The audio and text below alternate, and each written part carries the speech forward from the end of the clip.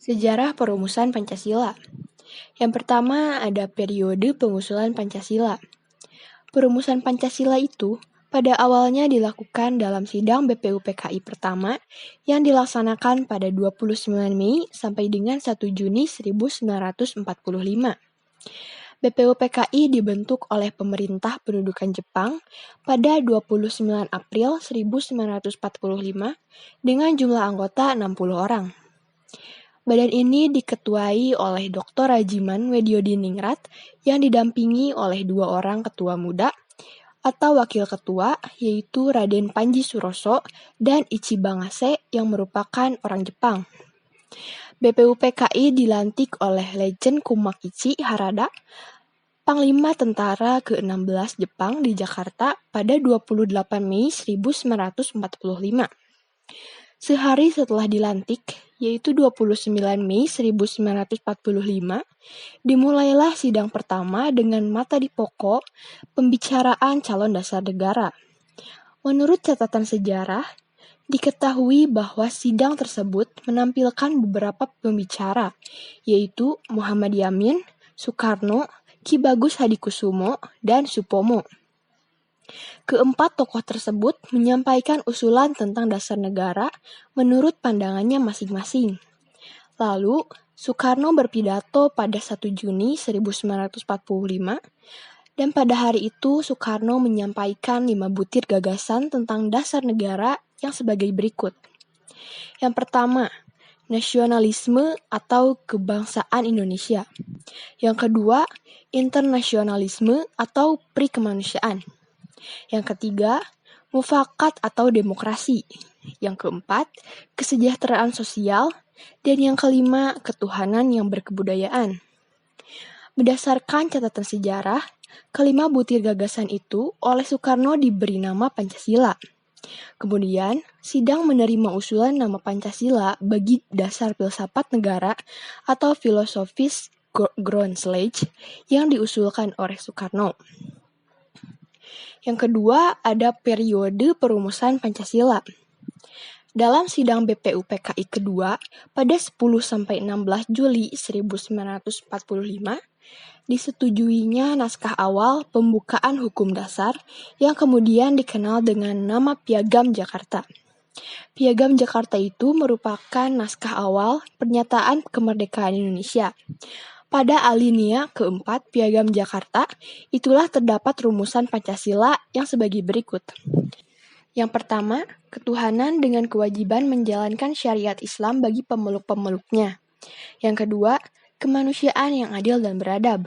Yang ketiga, persatuan Indonesia. Yang keempat, kerakyatan yang dipimpin oleh hikmat kebijaksanaan dalam permusyawaratan perwakilan. Yang kelima, keadilan sosial bagi seluruh rakyat Indonesia. Naskah tersebut di kemudian hari dijadikan sebagai pembukaan Undang-Undang Dasar 1945 dengan sejumlah perubahan sana-sini. Dan yang terakhir, periode pengesahan Pancasila. Sebelum pengesahan Pancasila, terjadilah peristiwa penting dalam sejarah bangsa Indonesia, yaitu proklamasi kemerdekaan.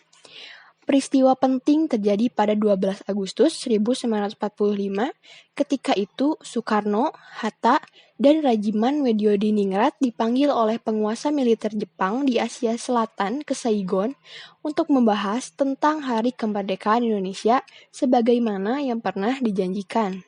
Namun, di luar dugaan, ternyata pada 14 Agustus 1945, Jepang menyerah kepada sekutu tanpa syarat.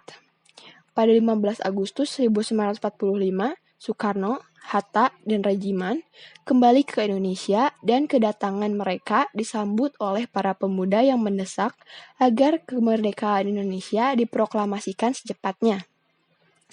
Para pemuda sudah mengetahui bahwa Jepang menyerah kepada sekutu sehingga Jepang tidak memiliki kekuasaan secara politis di wilayah pendudukan termasuk Indonesia.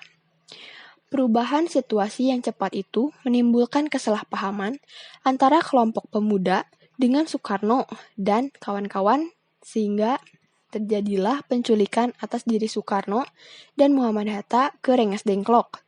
Dalam istilah pemuda pada saat itu, yaitu mengamankan. Kemudian akhirnya dicetuskanlah Proklamasi Kemerdekaan Indonesia pada 17 Agustus 1945. Teks kemerdekaan itu didiktekan oleh Muhammad Hatta dan ditulis oleh Soekarno pada dini hari. Dengan demikian, naskah bersejarah teks proklamasi kemerdekaan Indonesia ini digagas dan ditulis oleh dua tokoh proklamator tersebut, sehingga wajar saja jika mereka dinamakan Dwi Tunggal. Selanjutnya, naskah tersebut diketik oleh Sayuti Melik. Rancangan pernyataan kemerdekaan yang telah dipersiapkan oleh BPUPKI yang diberi nama Piagam Jakarta akhirnya tidak dibacakan pada 17 Agustus 1945 karena situasi politik yang berubah. Rumusan Pancasila yang disahkan PPKI ternyata berbeda dengan rumusan Pancasila yang termaktub dalam Piagam Jakarta. Hal ini terjadi karena adanya tuntutan dari wakil yang mengatasnamakan masyarakat Indonesia bagian timur yang menemui Bung Hatta yang mempertanyakan 7 kata di belakang kata ketuhanan, yaitu dengan kewajiban menjalankan syariat Islam bagi pemeluk-pemeluknya. Tuntutan ini ditanggapi secara arif oleh para pendiri negara sehingga terjadi perubahan yang disepakati, yaitu dihapusnya 7 kata yang dianggap menjadi hambatan di kemudian hari, dan diganti dengan istilah Yang Maha Esa. Alhasil, pada penetapan rancangan pembukaan sekaligus batang tubuh Undang-Undang Dasar 1945 pada sidang PPKI 1, tanggal 18 Agustus 1945, Pancasila pun ditetapkan sebagai dasar negara Indonesia.